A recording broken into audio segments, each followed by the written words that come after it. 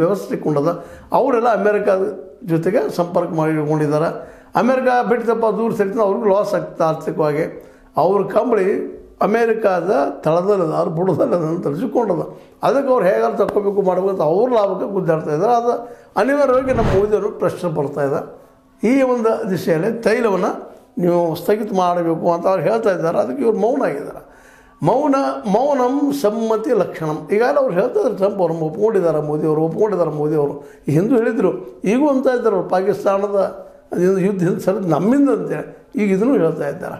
ಅಂದ್ರೆ ನಮ್ಮ ದೇಶದ ವಿದೇಶಾಂಗ ನೀತಿಯನ್ನು ಅದನ್ನು ಅಂದರೆ ನಿರ್ಧಾರ ಮಾಡೋರು ಏನು ಇಂಡಿಯಾದವರು, ಅದು ನಮ್ಮ ಭಾರತ ಸರ್ಕಾರವೋ ಅಥವಾ ಅಮೇರಿಕ ಸರ್ಕಾರವೋ ಅನ್ನೋದು ಇವತ್ತು ದೊಡ್ಡ ಪ್ರಶ್ನೆ ಮೂಡ್ತಾ ಇದೆ.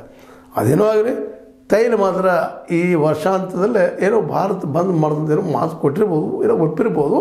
ಬಟ್ ಅದು ನಂಬುತ್ತಾ ಇದ್ದಾರೆ ಟ್ರಂಪ್ ಅವರು. ಆದರೂ ಪೂರ್ತಿ ನಂಬಿಕೆ ಇಲ್ಲ ಅವ್ರಿಗೆ. ಯಾವ ಬೇಕಾದರೂ ಚೇಂಜ್ ಆಗ್ಬೋದು ಅಂತೀರ.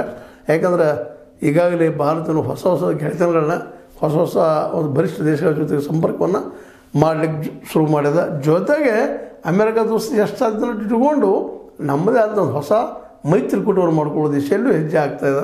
ಹೀಗಾಗಿ ರಷ್ಯಾ ಮತ್ತು ಚೀನಾ ಎರಡೂ ಈಗ ಅತ್ಯಂತ ಸಮೀಪ ಇದ್ದಾವೆ ಭಾರತಕ್ಕೆ. ಅದು ಕಳ್ಕೊಳ್ಳಾರ್ದು ಉಳಿಸ್ಕೊಂಡು ನಮ್ಮ ಬಾರ್ಡರ್ ಡಿಸ್ಪ್ಯೂಟ್ಗಳನ್ನು ಮುಗಿಸ್ಕೊಂಡು ನಾವು ನಮ್ಮ ಕಾಲದಲ್ಲಿರುವಂಥ ಸ್ವ ಉದ್ಯೋಗ ಸೃಷ್ಟಿ ಮಾಡುವಂಥ ಕೆಲಸಗಳನ್ನು ಚೈನಾಕ್ಕೆ